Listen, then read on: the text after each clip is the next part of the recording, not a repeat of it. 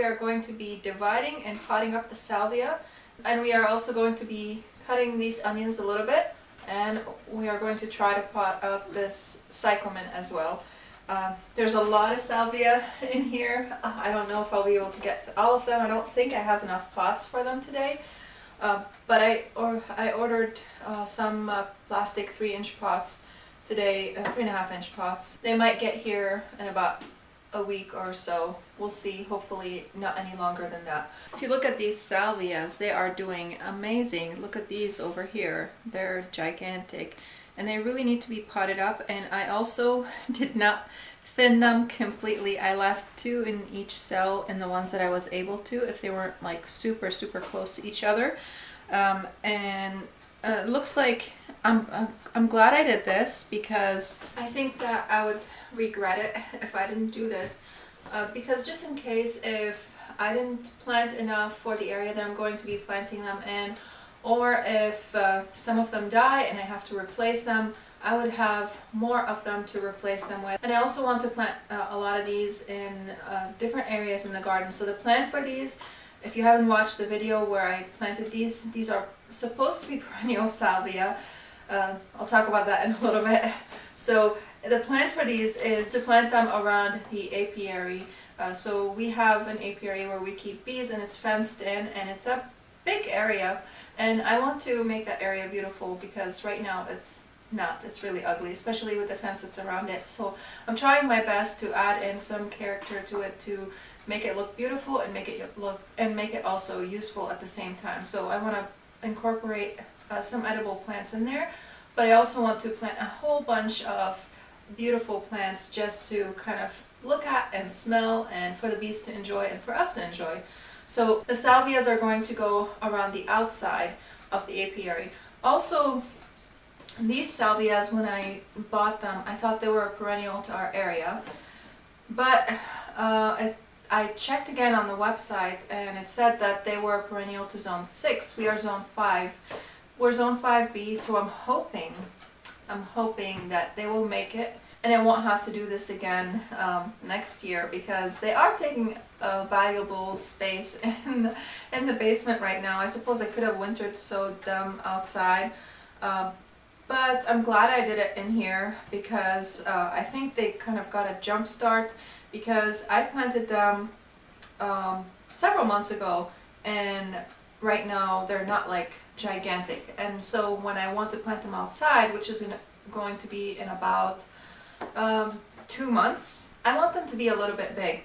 Now the thing with planting perennials is not all of them flower the first year.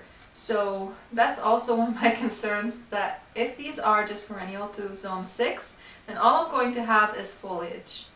And that's not all bad. I mean, the foliage on them is really beautiful. So we'll see. I also have these containers. They are 2-inch cells, but they are deeper than the cells that they are in right now. So my thought is, if I plant them in deeper cells, then the roots will have more space to grow, and they should be better that way. And also right now, in a lot of the cells, I have 2 salvias in each. So I'm hoping that these containers would work. I also have these containers over here. They're around 3-inch pots, and I have some more over here. I had the square ones, but I'm using all of them for winter sowing. And speaking of winter, we have a giant snowstorm right now. We already have about a foot of snow outside, and it's still going, and I'm hoping we won't have any power outage, because it's really heavy snow. I also got these trays from a gardener's supply, and they are really sturdy. I did not want the flimsy trays, because I'm going to be putting a lot of plants on them, and I want to be able to bring them out and without it flopping everywhere, without it breaking. So these should last me for several years. They're not as sturdy as these plastic trays that are over here as these ones, but they're sturdy enough where I'm not going to be super worried about them when I pull them out. I would have to carry them with both hands, because there will be a lot of weight. If I just pull them out like this, there will be a lot of weight on the other end. But I think that this should be a lot better than the flimsy, cheap ones. So let's talk a little bit about the onions. You can see these onions, they're doing pretty well, I think. They're doing great. and they are super tall right now. And the problem with having them super tall is that they start to flop. You can see these right here. So as they grow, eventually all of them would just start to flop everywhere. They'd be all over each other. Look at here. This one right here, it's flopping in. So that's not going to be good for them, because we don't want them blocking each other's sunlight. And also, when you do cut them, you encourage the growth of the bulb beneath. So these are the red onions over here, and I also have behind me the sweet Spanish yellow onions. And I'm going to be doing that to all of them. And this is one of the easiest tasks that I have right now. Now, with these trays, oops, just knocked a whole bunch of containers, pots, that's okay. With these cells, the problem with them is that they are not deep enough, I think, for onions. So I've planted onions in them for several years, and I'm thinking that now I need to plant onions next year in bigger pots where they would have deeper space for the roots, because the onions have really big wiry roots, and I want them to be able to grow their roots and be super healthy when I plant them outside. And that is going to help them to bulb a little bit before I plant them outside, especially if I don't like jam-pack that cell with a whole lot of onions. Now these over here, I didn't plant a ton of onions in each cell, so they're already, I can start seeing that they are starting to form a tiny teensy little bulb in there. And it's kind of weird because some of them also, like, they pushed the root out and then they pushed the top of the plant out, so a lot of the roots were sticking out, and I'm having to kind of fix them, put the root in the ground. I don't know why they did that, but that's what they did, especially with the yellow sweet Spanish onions over there. So I'm going to take some scissors and just snip them off, and we'll do that thing first.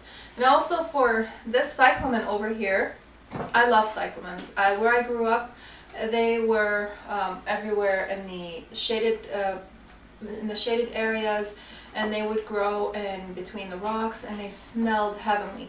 These cyclamens over here don't have a smell, which is really disappointing to me. So I'm letting some of them go to seed, and I'm hoping that the plants that would come out of these seeds over here will actually produce a better variety. And I'm going to keep trying to do this with these cyclamens. Correct me if I'm wrong, but I think there are only about 25 varieties of cyclamen. And the variety that I love the most and I grew up with, and it was I would call it my childhood flower, because I would be constantly searching for them. And I was outside a lot when I was a kid. I lived outside the whole time when I was a kid. And I would hunt for these cyclamens, and every time I would see them, I would pick their flowers and I would bring them to my mom, and they just smelled amazing. And I have a sentimental attachment to cyclamen, so I'm trying to kind of get the seeds out of them so that maybe they would kind of revert back to their original form and give me a better variety. Because I think these cyclamens that they have hybridized these days are super bulky. I kind of like them on the dainty kind of side, and I'm not super happy with how they changed the form of them. So we'll see what I can do with this. I have 3 seeds that I'm letting, I have 3 flower heads that I'm letting go to seed. And these are actually self-pollinating because they have both the stamen, I forgot how to pronounce it, and stigmas, so that flower can pollinate itself. And I could, I suppose, get a different variety of cyclamen and have them pollinate each other, and then I would end up with a different variety, maybe like a smaller one. But I'm still on the hunt for a cyclamen that actually smells good. And I had a cyclamen, I had 3 cyclamens that were growing last year, and then when I was gardening outside, I ended up neglecting them, so they went to dormancy, and now I'm trying to revive them. I don't know if I killed them because I don't think I stored them properly. I didn't store them in the garage or anything like that. And then I just put them in the garage for just a short period of time and brought them back inside just recently to try to revive them. I'm seeing something growing in there, so we'll see if that will work or not.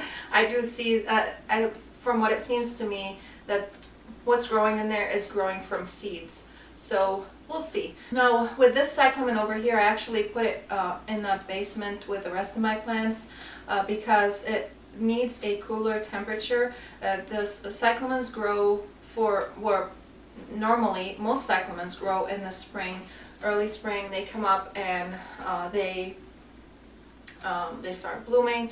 And cyclamens are also not hardy to our area. Hopefully one day there will be a variety that will be hardy to our area, and then I can plant them outside. They love the shade, and so I don't like to keep them up here for a long period of time in the area where we live. I just put them in here for maximum a month, and then I bring them downstairs to the basement because it's a lot cooler. It's around between 55 to 65 degrees Fahrenheit. And I was able to let the cyclamens that I had before I neglected them, to live for basically almost a whole year. And while flowering, they continue to flower. As long as you have them in a cool place and you are fertilizing them, they'll continue to put on flowers. And also, you have to deadhead them. With these, I'm only letting 3 of the flower heads flower so that I can still have, go to seed, so that I can still have some blooms on them. And they're still continuing to put on blooms. Today, I accidentally broke one while I was kind of cleaning up the plant a little bit. So I also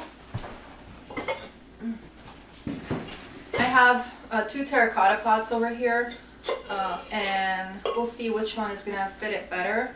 I'm guessing it's gonna be the big one over here, but I have them both just in case if the big one is going to be too big for it. Because when you are potting up a plant, you don't want to pot it into too big of a pot, because then there will be a lot of soil, and you are basically watering the soil more than the plant, and then you might end up with diseases. The plant might rot because there's too much moisture, and you can't get rid of that moisture because it's a lot of soil. The roots are not absorbing most of the moisture. So you want to put it in just a little bit bigger of a pot, maybe 1 inch or 1.5 inch diameter, bigger than the original pot that it was in. So I think we'll see. We'll see, depending on the root ball of the plant. We'll see how that's gonna, which one is gonna be better. So let's go ahead and start on these onions, and I'm going to snip them all, snip all their tops off, and I'm gonna save the tops because I think my son would like to eat those. He always does. So I'm gonna save them for him, and maybe we could just use some fresh green onions as a garnish on our food. Anyways, so I'm gonna bring these over here. Let's move this one. And we're just gonna snip all their tops off.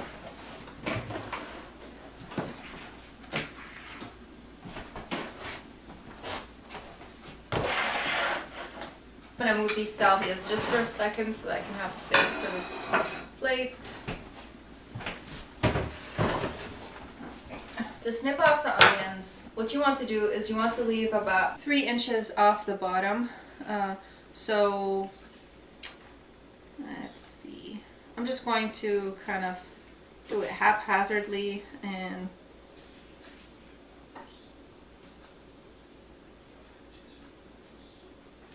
there, up, just kind of like that. And I'm gonna do that to all of them. It's like giving them a haircut.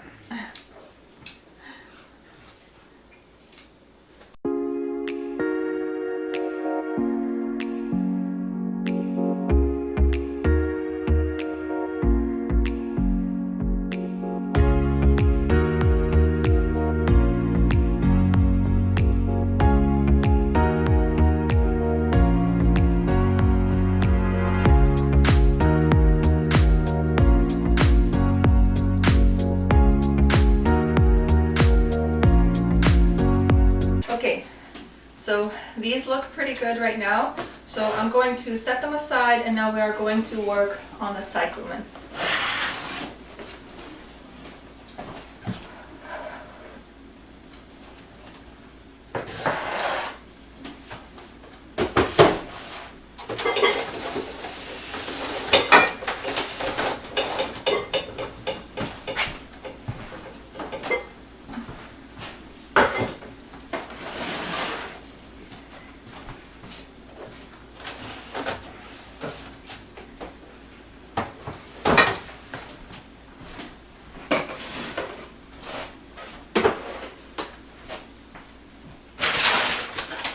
I got some new soil I'm trying out. This is the black gold soil. This is the first time I'm trying it out. I kind of got sick of the soil that I get from just a big box store because they don't have a big variety of soil, and I thought let me try to order it online. So I ordered some online, and I have maybe like 3 or 4 bags of this right now because I have a lot of potting up to do. We'll see if I like it or not, because I've noticed that the big box stores don't have a lot of organic soil for potting up, for a lot of organic potting soil or seed starting mixes. So I really want good quality soil so that my plants can be healthy. Some of my seedlings are grown in non-organic seed starting mixes because I wasn't able to find any organic ones, and that just kind of caused me to start thinking a little bit differently. So we're gonna see what this is gonna be like. So I'm gonna open this bag if I can. Oh, there we go. It's a little bit dry, so it's gonna need some moistening. So I'm gonna mix the soil with some water. But before I do that, I think I want to check on the root ball and see how big it is. And hopefully I won't break any of those seeds or anything.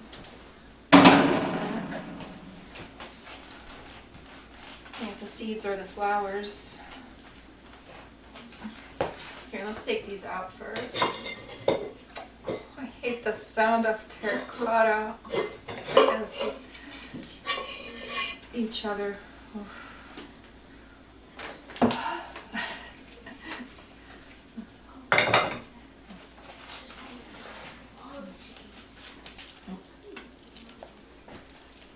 That's a pretty good root ball right there. Lots of roots on it, so it looks pretty healthy. Whoops. Oh, I'm making a mess. Let's see. This one? No, that's going to be a little bit too small. So we're going to have to use this one over here. If you look, there's a little bit of about an inch space between the root ball and the wall of the pot. Okay, so now I know I can fit it in this one. I'm going to set this aside, and we're going to mix some soil.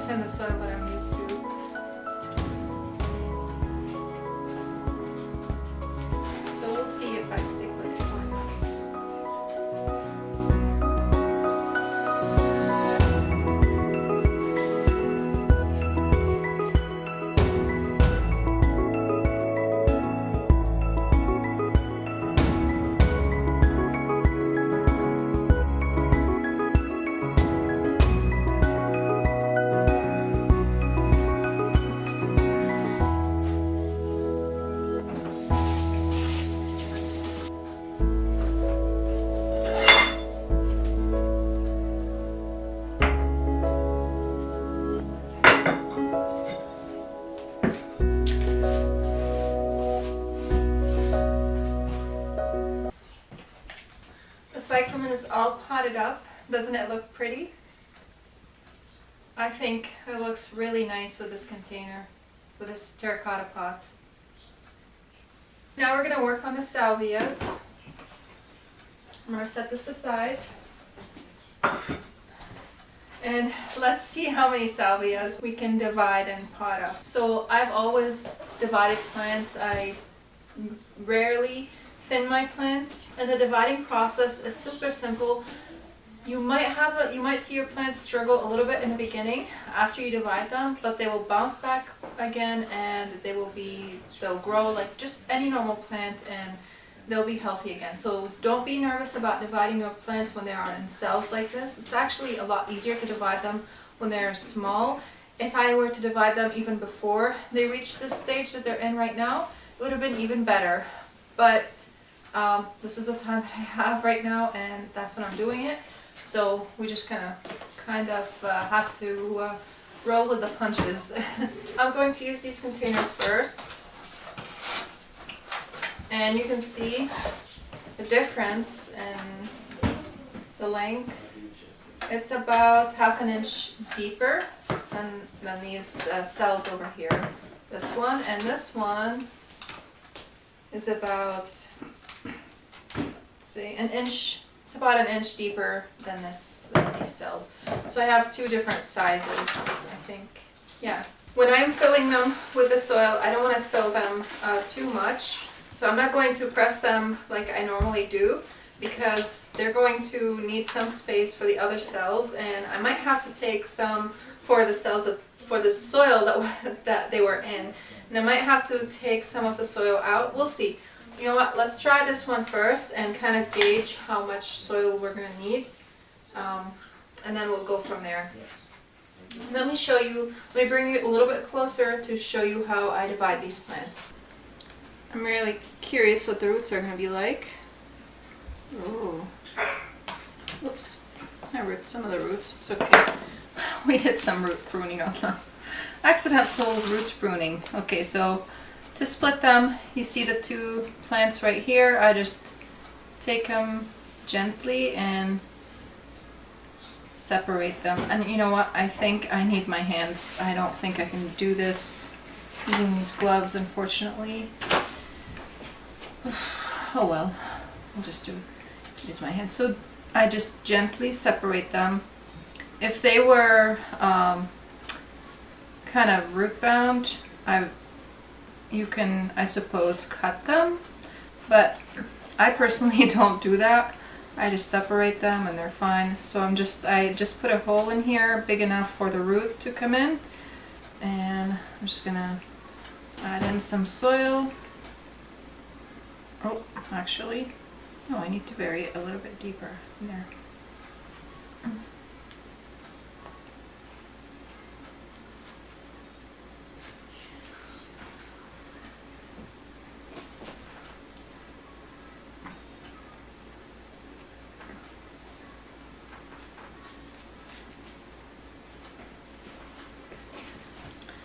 And we're just gonna do this to all of them. So again, I poke a hole big enough for the root ball, and I'm kind of widening it like this, so that I can just take the whole root, whoops, and stuff it in here. And you want to make sure with these kind of plants to bury them only to the place where they were just under the soil. You don't want to bury them any deeper, because that could damage them. So I'm going to add some more soil. Yeah, I think I can put more soil than I did. Maybe just a little bit more. So I think I'm going to do that.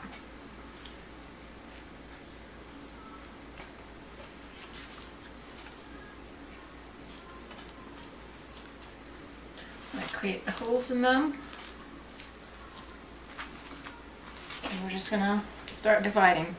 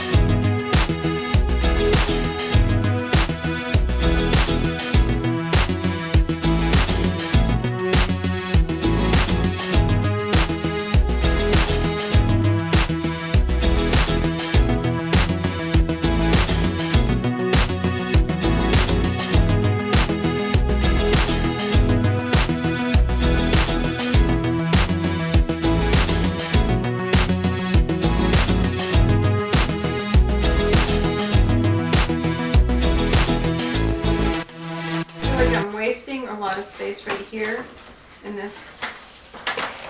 This tray was just a little bit bigger. It would fit all of these in here, but it's not. Oh well. I'm just trying different configurations. Yeah, these won't fit here. Nice. Yeah. No, they're not gonna fit here.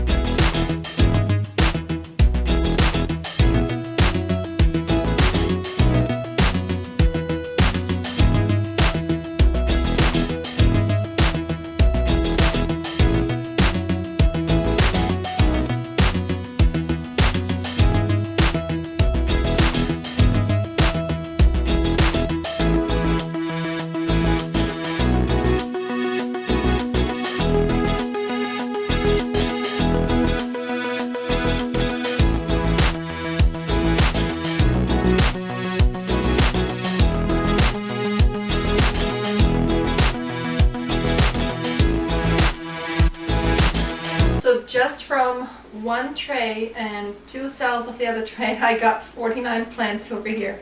Woo! I have a lot. So I really have a hard time getting rid of plants. As you can see, I did thin them, but I left 2 in each of the cells, whichever cells I was able to. And some cells, apparently, I just forgot to thin them. What I'm thinking is not putting these in this tray. I'll just put them in this tray for now so that I can easily transfer them downstairs. But once I put them downstairs, I'm going to take them off this tray so that I can just kind of squish them in different places, because I don't have a lot of space on my grow light stand, on my grow light system. I'm trying to figure out where I can put a grow light in the basement so that I can have another set of grow lights so that I can grow more plants, because you can see I'm obsessed with plants. So I'm going to set this aside for now. And these over here. And then I'm going to grab the circular 3-inch pots and put them on this tray over here. I wish I had the square ones. Those would fit perfectly in here. But unfortunately, I don't. So we'll have to do with this.